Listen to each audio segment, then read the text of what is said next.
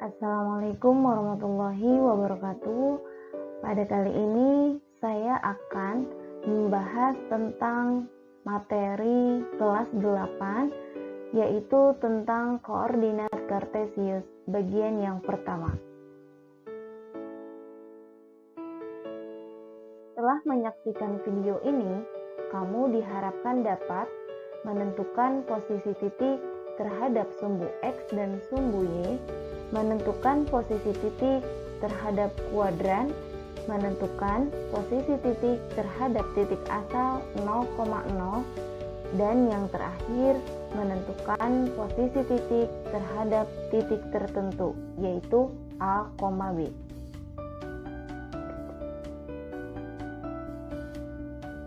Yang pertama, kita membahas tentang bidang koordinat. Apa itu bidang koordinat? Bidang koordinat dibentuk oleh dua garis yang saling tegak lurus, garis X dan garis Y. Garis X disebut aksis dan garis Y disebut ordinat. Garis X disebut aksis dan garis Y disebut ordinat.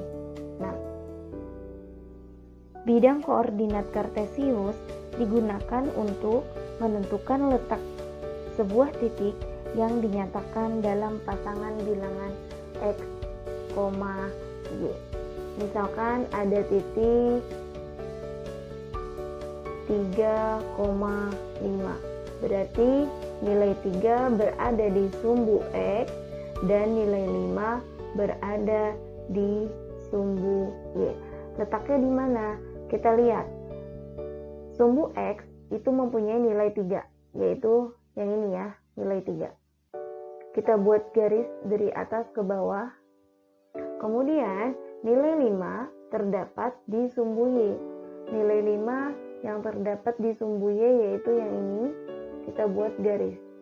Perpotongan antara garis 3 dan garis 5 disebut titik 5. Berarti di sini adalah titik 3,5.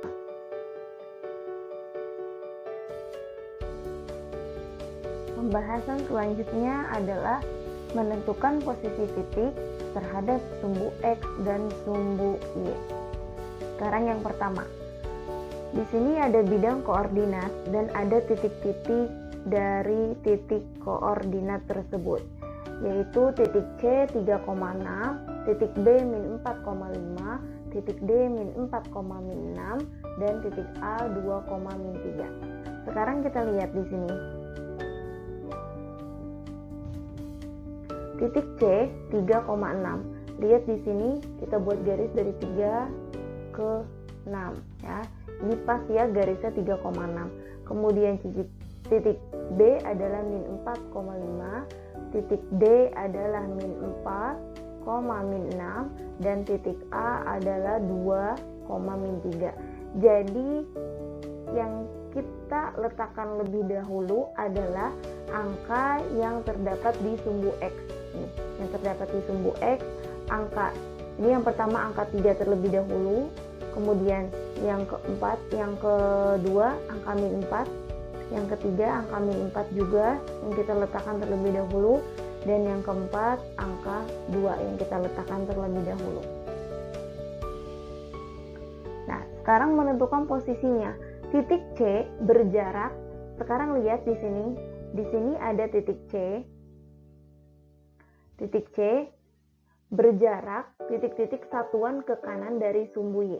Nah, lihat, ini adalah sumbu Y. Ini sumbu Y. Nah, titik C, kita perhatikan titik C kan ada di sini. Sekarang kita lihat di bawahnya itu adalah angka 3. 3 itu dari Y, dia mengarah ke kanan. Ini kan sumbu Y. Dari sumbu Y, dia mengarah ke kanan. Berarti di sini saya tulis titik C berjarak 3 satuan ke kanan dari sumbu si Y, ini dari sumbu si Y, dan 6 satuan ke atas dari sumbu X. Sekarang lihat di sini sumbu X, 6 itu letaknya ada di atas. Titik C ini berada di atas sumbu X dan di sebelah kanan Y. Makanya di sini ditulis berjarak 3 satuan ke kanan dari sumbu Y dan 6 satuan ke atas dari sumbu X. Oke, yang kedua, titik B min 4,5. Sekarang kita perhatikan min 4,5. Lihat di sini min 4 dari sumbu Y ke min 4 dia ke kiri kan? Berarti jaraknya titik B berjarak 4 satuan ke kiri dari si sumbu Y. Ini kan sumbu Y, dia berjarak 4 satuan ke kiri dari si Y. Kemudian dari sumbu X berjaraknya ke atas. Titik D karena ada di sini ya. Dari sumbu X berjaraknya ke atas. Berapa satuan dari bawah ke atas? Yaitu 5 satuan. Berarti 5 satuan ke atas dari sumbu X. Oke, yang ketiga, titik D berjarak. Sekarang kita lihat titik D. Nah, ini adalah titik D. Lihat di sini titiknya min 4 dan min 6. Min 4 ini mengarah ke kiri dari sumbu si Y. Berarti saya tulis di sini titik D berjarak 4 satuan ke kiri dari sumbu Y dan 6 satuan ke bawah dari sumbu X. Lihat di sini, ini sumbu X ke bawah berarti 6 ya. 1, 2, 3, 4, 5, 6. Nah, yang terakhir adalah titik A. Titik A 2,-3. Sekarang lihat di sini. 2 ini jaraknya 2 satuan dari si sumbu Y dan min 3 jaraknya 3 satuan ke bawah dari sumbu X karena 3 ini min 3 ini letaknya ada di bawah sumbu X. Berarti saya tulis di sini titik A berjarak 2 satuan ke kanan dari sumbu Y dan 3 satuan ke bawah dari sumbu X. Ya. Coba misalkan saya kasih titik di sebelah sini. Misalkan di sebelah sini.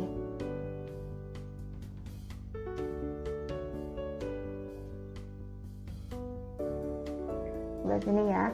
Ini kan titiknya adalah 7, min 6. Titiknya adalah 7, min 6. Berarti kalau ditentukan posisi titiknya adalah titik, misalkan di sini saya sebut sebagai titik F. Titik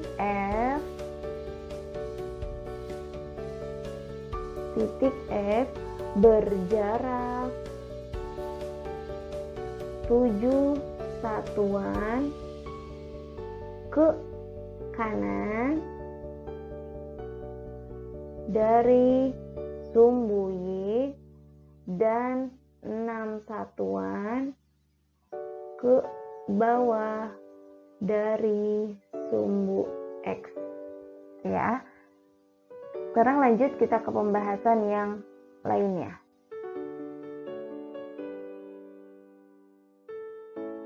Menentukan posisi titik terhadap sumbu X dan sumbu Y pada kuadran. Lihat di sini.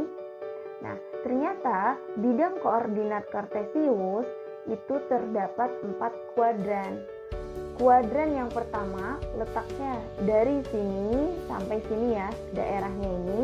Ini kuadran yang kedua. Jika titiknya berada di daerah sini berarti dia terletak di kuadran 2. Dan ini adalah kuadran 3 dan yang ini adalah kuadran 4. Nah, lihat di sini Q 2,3. 2 itu letaknya di koordinat X ya, berarti di sumbu X, dan 3 letaknya di koordinat Y di sini. Makanya di sini ditulis 2,3. Nah, 2,3 ini letaknya di kuadran pertama. Kemudian min 2,1 ini letaknya di kuadran yang kedua.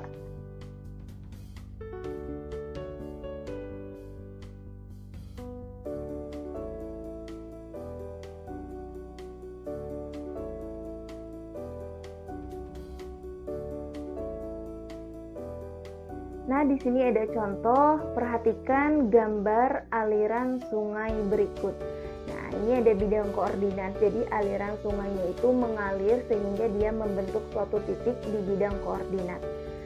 Kamu perhatikan di sini ada titik A, B, C, D, E, F, G, H, I, J, K, L, M.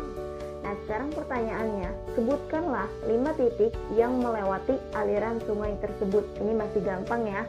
Kamu bisa menyebut titik A, B, C, D, E, atau titik B, C, D, E, F, pokoknya sampai 5. Kamu mau ambil titik M, L, K, J, I boleh, atau J, I, H, G, F juga boleh. Nah, saya di sini mau ambil titik A, B, C, D, E ya. Saya ambil titik itu saja. Berarti 5 titiknya adalah titik A, kemudian B, kemudian C, kemudian D, dan kemudian E. Kemudian yang kedua, sebutkanlah 5 koordinat titik tersebut. Nah, ini koordinat titik berarti harus kita tentukan nilai dari titik si A itu berapa, B berapa, C berapa, D berapa, dan E berapa. Sekarang yang pertama, nilai dari titik A. Ya, kita tentukan di sini saja. A itu adalah min 7,7. Kemudian yang B min 6,4. Yang C min 3,3. Min 3,3. Yang D adalah, nah lihat di sini 0,2. Dan yang E adalah 2,4. 2,4. Gitu ya. Nah, yang ketiga, tentukan titik yang berada di kuadran 1, 3, dan 4. Kuadran 1. Nah, di sini titik apa saja yang berada di kuadran 1 ini? Titik D. Titik D itu kan letaknya di tengah-tengah, di garis ya. Nih, titik D itu kan letaknya di garis. Berarti dia bisa masuk ke kuadran 1, bisa masuk juga ke kuadran 2. Berarti titik D, kemudian titik E, kemudian titik F, titik G, dan titik H. H bisa masuk di kuadran 1 dan kuadran 4. Oke, karena dia letaknya ada di garis X yang sebelah sini ya. Nih. Nah, ini itu termasuk kuadran 1 dan kuadran 4. Kalau yang ada di garis ini termasuk kuadran 1 dan kuadran 2. Jika ada titik yang berada di garis ini, berarti dia termasuk di kuadran 2 dan kuadran 3. Kalau ada titik yang berada di garis ini, berarti termasuk di kuadran 3 dan kuadran 4. Oke, sekarang lanjut. Di kuadran yang kedua, ada titik A, ini kan kuadran kedua. Ada titik A, kemudian C, kemudian D. Ada 4 titik. Kemudian di kuadran yang ketiga, yaitu ada titik K, ada titik L, ada titik M. Kemudian yang berada di kuadran 4, ada titik H, ada titik I, dan ada titik J. Itu ya, menentukan kuadran. Sekarang yang keempat, sebutkanlah koordinat titik E dan F terhadap titik C. Sekarang saya hapus terlebih dahulu ya. Nah, ininya saya hapus biar kalian gampang.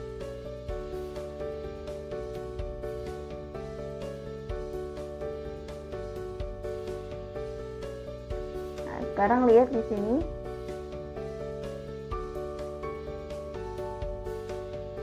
Sebutkanlah koordinat titik E dan titik F terhadap titik C. Nah, berarti ini terhadap titik A, B ya. Titik C itu ada nilainya nih di sini. Berarti kita buat dulu garis di sini. Titik C kita buat garis dan seperti ini. Berarti titik pusatnya ada di C. Seolah-olah C ini mempunyai nilai 0,0. Sekarang kita lihat titik E. Titik E itu ada di sebelah kanan ya. Nah, lihat di sini.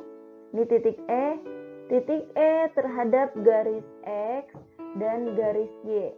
Berarti ke sini ya. Kita hitung 1, 2, 3, 4, 5, kemudian ke atas 1. Berarti titiknya adalah 5,1. Kemudian dan titik F. F itu ada di sebelah sini, berarti dari sini, dari F ke bawah, kemudian dari sini ke sini. Ini adalah angka 2. 1, 2, 3, 4, 5, 6, 7, 8. Berarti titik F adalah 8,2. Ya, berarti titik E adalah 5,1 dan titik F adalah 8,2. Nah, misalkan lagi, sebutkanlah koordinat titik I jika titik pusatnya adalah J. Berarti kita menggambar si J-nya tersebut. Nah, kita tentukan angkanya. 1, 2. Di sini 1. Kan di sini 0 kan? Berarti si J itu kan seolah-olah menjadi 0. Nah, titik I-nya 2,1. 2,1 jika terhadap titik si J. Kalau terhadap titik 0, ya bukan 2,1. Kalau terhadap titik 0 adalah 3,-4. Itu ya. Itu saja yang dapat Bu Ila sampaikan. Semoga bermanfaat bagi kita semua. Kurang lebihnya Bu Ila mohon maaf. Assalamualaikum warahmatullahi wabarakatuh.